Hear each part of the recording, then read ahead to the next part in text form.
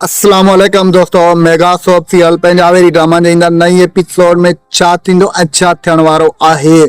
छा रूंडो वॾेरे चाकर खान खे यकीन ॾियारे सघंदो? छा अवल खान जे मथां वॾेरो चाकर खान यकीन कंदो? छा जाबिर खान गुलनाज़ बेगम खे गुम कंदो? इन जी सॼी तफ़सीलात ॼाणण खां पहिरियां जेकॾहिं अव्हां असांजे यूट्यूब चैनल ते नवां आहियो त महिरबानी करे असांजे यूट्यूब चैनल खे सब्सक्राइब करे घंटी जे बटन ते प्रेस करे नोटिफिकेशन ते ऑल करे छॾींदा जी ईंदड़ हर नई नोटिफिकेशन सभ खां पहिरियां अव्हां ॿाहिरि ताईं बावक़्तनि पहुची सघे।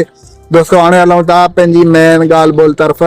जीअं त मेगा सोप्सियल पंजाबी ड्रामा जे ईंदड़ नई एपिसोड में तव्हांखे ॾिसण वटां मिलंदो त वॾेरो चाकर खान रूंडे वटि ईंदो ऐं रूंडो हुनखे अहिड़ियूं त पटियूं पढ़ाईंदो। हुनखे चवंदो त जेको आहे सावल खान वॾो कमीनो शख़्स हुयो, सॼे ॻोठ मथां जेको आहे तशद्दुद कंदो। जॾहिं बि को मिलण ईंदो त जेको आहे उहे अटकलूं कंदो त बाबा साईं हिते बाबा साईं बीमार आहे, जेको आहे मिलण जे हिन में न आहे, कुझु घरनि जो महिमान आहे। ऐं ॿिए तरफ़ तव्हांखे ॾिसण वटां मिलंदो त गुलनाज़ खे जेको आहे गुम कराए छॾींदो। और जाबिर जेको आहे हसीना बेगम सां मिलंदो।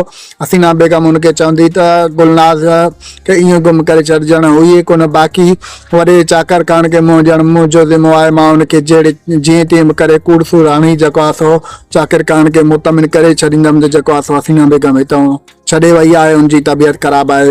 हुन ॿिए तरफ़ तव्हांखे ॾिसण वटां मिलंदो त वॾेरो चाकर खान जेको आहे रूंडे खे चवंदो अवल जेको आहे हिते सभिनी ॻोठ वारनि सां तमामु बहितरीनु हलंदो, वॾनि जी इज़त कंदो।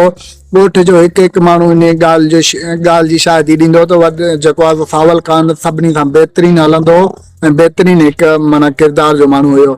दोस्तों असांजो रिपोर्ट अव्हांखे कीअं लॻो? जेकॾहिं पसंदि आयो हुजे महिरबानी करे पंहिंजो क़ीमती राय कमेंट सेक्शन में ज़रूरु ॾींदा असांखे इजाज़त रखंदा। पंहिंजो ख्याल। अल्लाह हाफ़िज़। Thanks for the watching. Javed Ali Jalalani. दोस्तों कमेंट सेक्शन में पंहिंजो शहर जो नालो ज़रूरु ॿुधाईंदा। अल्लाह हाफ़िज़।